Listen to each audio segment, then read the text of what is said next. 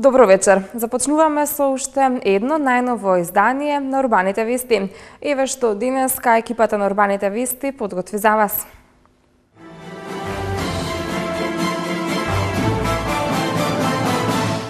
Дваесет и 28 јануари. Тренинг за деловна едукација во Македонија.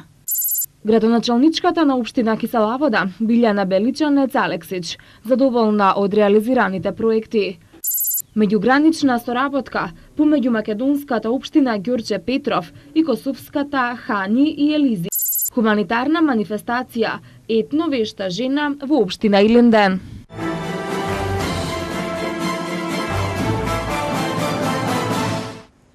На 27 и 28 јануари предавачи од многу земји од Европа и светот ќе ги обучуваат македонските менаџери на кој начин да го извлечат најдоброто од своите вработени, преку мотивација на вработените и обуки за нивно доусовршување. Веруваме единствено во развој е мотото на второто издание на Тренинг Експо 2014, отворени денови на деловна едукација во Македонија, во организација на Triple S Group, која ќе се одржи во Александар Палас на 27 и 28 јануари. Предавачите на тренингот ќе бидат професори од Македонија, Хрватска, Словенија, Кипар и Австралија, а заедничко за сите е тоа што покрај теоритската подкрепа располагаат и со практично искуство за областа која што ја покриваат. Игор Меновски од Triple S вели дека компаниите мора да најдат начин како да ги мотивираат работниците, претежно од производствената индустрија, и со тоа да ја добијат нивната доверба и вложување напори за поефективно извршување на задачите. Дефинитивно за да се промени свеста тоа е процес, значи процес кој што трае и ние како компанија кој што се занимава со тренинг и едукација, како дел од нашата мисија, ќе работиме на тоа и во не сега само во овие 2 дена, него и во текот на целата година. Поготово ние со станоци неформални средби со бизнис елитата ни овозможуваат простор да разговараме и да начнеме разни теми кои што гледаме дека после одредено дружење, разговори со станоци, со работка или конкретен ангажман постигнуваме промена и тоа е најголемата мотивација зашто го работиме ова е веќе 10-та година поред. Пораката која што ние ќе испратиме оваа година не е прашањето дали треба да се вложи, туку каде ќе се вложат парите, да го направат најдобриот избор за тренинг партнер. Затоа ги повикуваме, барем се обидовме да ги повикаме сите тренинг провайдери на пазаров кои што ние ги препознаваме како квалитетни, да им ја представиме понудата и можноста со какви тренинзи и со какви видови на услуги располагаме и ќе оставиме на нив, значи, да се одлучат со кој тренинг провайдер ќе соработуваат.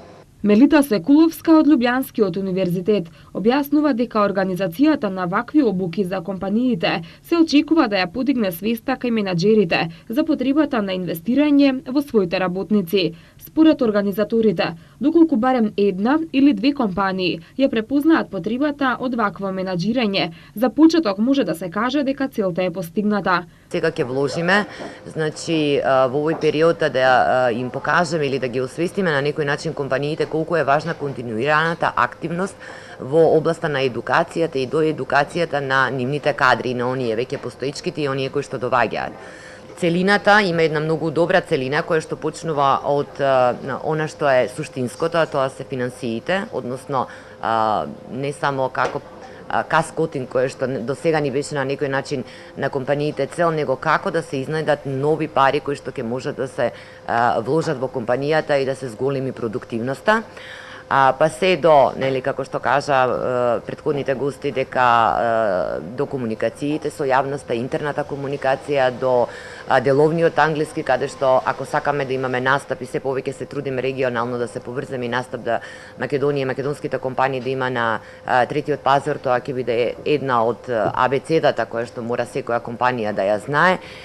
И Потоа однесувањето во компанијата и кон деловните партнери, особено тоа ќе ни биде мушно важно со доаѓањето на странските инвестиции кои што имаат свој менталитет, свој начин на однесување, а ние ќе треба тоа да го прилагодиме и изнивелираме со нашиот менталитет и настапот на нашите компании на другите пазари каде што мора да се следат условите, атмосферата, амбиентот, менталитетот, културата на локалниот пазар. Организаторите на оваа обука тврдат дека како резултат на економската криза во компаниите се намалени трошоците за едукација на вработените, но потенцираат дека неопходно е истите да се воведат повторно, од што најголем бенефит на крајот ќе почувствува самата компанија.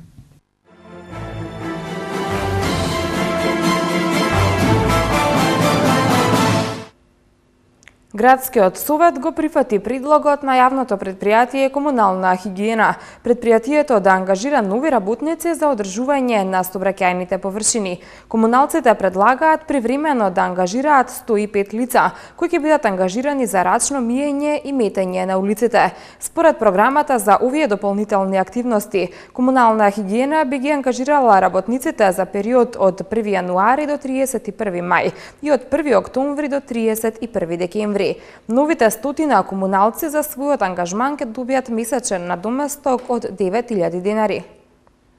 Во секторот јавна комунална хигиена има потреба од зголемен број на работници за подобро и поквалитетно одржување на јавната чистота на јавните сообраќајни површини. Во јавните работи, заради работно ангажирање се вклучуваат невработени лица, кои се пријавени во Агенцијата за вработување на Република Македонија. Се вели меѓу другото во предлог одлуката и образложението на комунална хигиена, која беше дел од седницата на Советот на град Скопје. Според направениот распоред, најголем дел од ангажираните би чистеле на подрачјето на центар. 4 од нив би ги одржувале улиците во реонот на амбасадата на Соединетите Американски држави, а во центар би биле распоредени уште 12 лица. По 13 работници би добиле ангажман за чистење на улиците во Карпош, Киселавода, Газибаба и Чаир. Комунална предвидела дека за улиците во Аеродром би биле доволни 10 работници, а по 9 за одржување на улиците во Бутел, Ѓорче Петров и Шуто Ризари. Средствата за исплата на ангажманот на невработените лица предпријатието ќе ги обезбеди од субвенциите од град Скопје. По повод христијанскиот празник Свети Јован, традиционално втора година поред во Домот на културата Илинден се одржа хуманитарната манифестација Етно вешта жена во општина Илинден. Повеќе за ово Томислав Атанасовски. Во Домот на културата Илинден во општина Илинден по повод христијанскиот празник Свети Јован се одржа хуманитарната манифестација Етно вешта жена. Во манифестацијата, која втора година поред се одржува во општина Илинден и прераснува во традиција, учествуваа околу 80 жени од 12 населени места од општината кои подготвија 150 македонски традиционални јадења и сите ги презентираа пред гостите, кои пак можеа потоа и да ги купат. Целта е размена на рецепти, дружење, празнување, се она што значи на извесен начин подобрување на условите за живење во општина Илинден преку еден иновативен пристап, нов вид на дружење и негување на традицијата. Размената на овие информации и традиции е наша цел како локална самоуправа и затоа и даваме своја поддршка. Сакам да истакнам дека минатата година средствата кои што беа собрани беше купен разбој, беше наменет за еден разбој, меѓутоа ние успеавме 2 разбоја да купиме и тоа се функционални разбои што исто така отсликуваат традиција.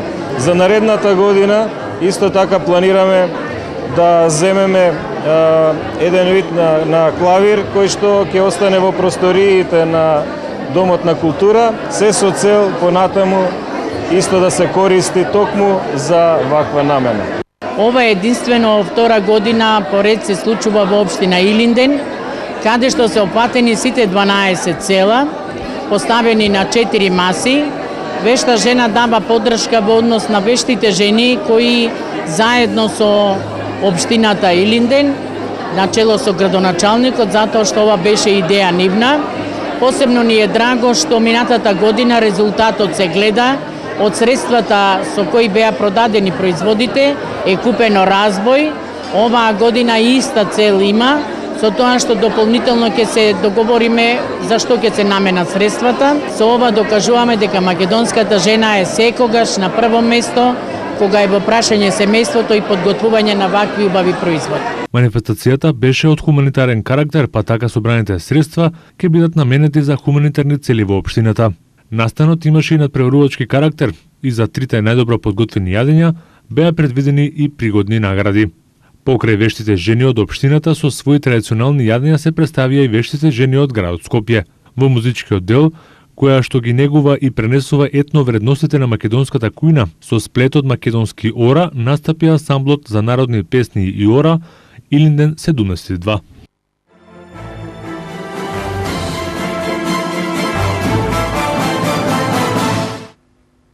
За 6 месеци со поддршката од централната власт и град Скопје успеавме да реализираме преку 40 проекти од инфраструктурата, образованието, културата, социјалната заштита, комуналните дејности и сите области каде општината има надлежности, изјави денеска градоначалничката на Киселавода Билјана Величанец Алексич. Ке започнам со проектот за нов водовод во Пинтија. Ја подобривме водоводната мрежа во местноста Порупи во село Драчево. Реконструиравме 70 улици, а инвестиравме и во изградба на тротоари, поплочување на улици и јавни паркиралишта, со павер елементи и поплочување на скверови. За жителите на Усје, Расадник, Пржино и селото и населбата Драчево се изградија 5 нови детски игралишта, опремени со сите спортски реквизити и дополнително урбана упрема. Во насока на создавање на рамномерен просторен развој, рационално уредување и користење на просторот и создавање услови за хумано живење и работа на граѓаните, Општина Кисела Вода донесе вкупно 8, а ја започна постапката за носење на уште 9 нови клучни урбанистички планови, нагласи градоначалничката на Кисела Вода. Со Агенцијата за млади и спорт, како што рече, е потпишан договор за изградба на 2 повеќенаменски игралишта, едното во селото Драчево, а другото во населбата Црниче, како дел од предвидените 100 што се градат широм државата. Величанец Алексич информира дека реконструирани се градинката 8 март во Пржино и подрачното основно училиште Круме Кепески во населбата Припор. Почната е тендерска постапка за преадаптација на веќе постоечки и доградба на нови простории од ова училиште, со цел да се создадат услови за отварање и комплетно функционирање на јавна детска градинка.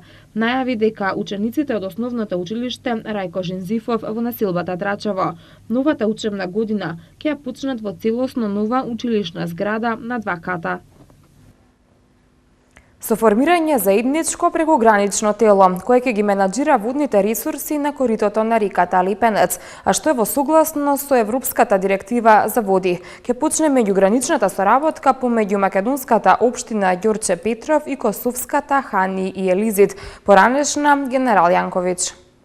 Токму за тоа во општината Ѓорче Петров се одржа средба помеѓу двата градоначалници, Сокол Митровски и Башким Сопа. Целта на посетата беше заеднички проект Еко Лепенец, со кој двете општини во партнерство со општината Качаник Месецов ќе аплицираат за средства од програмата за прекогранична соработка ИПА 2013.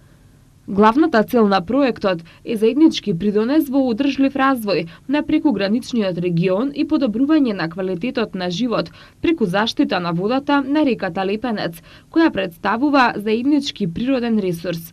Ке се работи на издигнување на нивото на јавната свест кај населението, невладините организации и приватниот сектор во прекограничниот регион за успешна и одржлива имплементација на Законот за води преку принципите за интегрирано менаџирање на водите. Исто така со проектот ќе се стимулираат прекограничната соработка и развој на капацитетите на локално ниво во делот на заштита на животната средина и одржливото користење на водните ресурси преку трансфер на знаење, размена на искуства, заеднички активности и поврзување на релевантните засегнати страни. Од двете страни се истакнува дека ова е само почеток на соработка, која ветува партнерство и партнерски пристап за дискусија и решавање прашања од заеднички интерес. Следен чекор е потпишување декларација за партнерство помеѓу сите партнери во проектот и аплицирање за добивање на средствата од Европската Унија. Македонската ракометна репрезентација поразена и од Исланд со 29:27, со што ги загубивме шансите за висок пласман на Европското првенство во Данска. Перо Антич постигна нов личен рекорд од 17 поени во победата на Атланта против шампионот Мајами. Следуваат спортските вести веднаш по рекламите.